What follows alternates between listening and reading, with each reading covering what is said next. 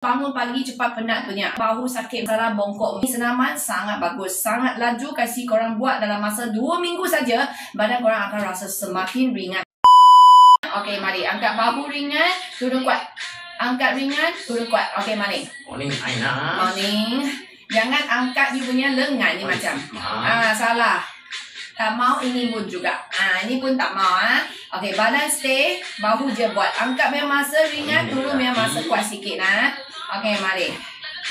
Morning, Farida. Tangan letak ke depan. Okey, kalau tak boleh rapat, kita macam ni je lah. Buka sikit pun boleh. Yang penting you buka bahu you turun kepek belakang, angkat you punya kepala. So, bila angkat you punya kepala, you hembus pakai mulut. Perut kemut badan jangan buat. Ini senaman. Duduk pun boleh buat. Berdiri pun boleh buat. Okay, lepaskan. Tangan letak kat bahu. Buat bulatan kecil. Slow. Morning Wani. Morning Harabi. Morning Muzaira. Morning Alina. Panjangkan leher. Jangan lupa. Sentiasa ingatkan sendiri. Dekat senaman saya. Panjangkan leher ni penting. Perut kemut ni penting. Bahu turun ni penting. Okey, terbalikkan bulatan. Baru lepas drag show ya. Bagus. Sedap,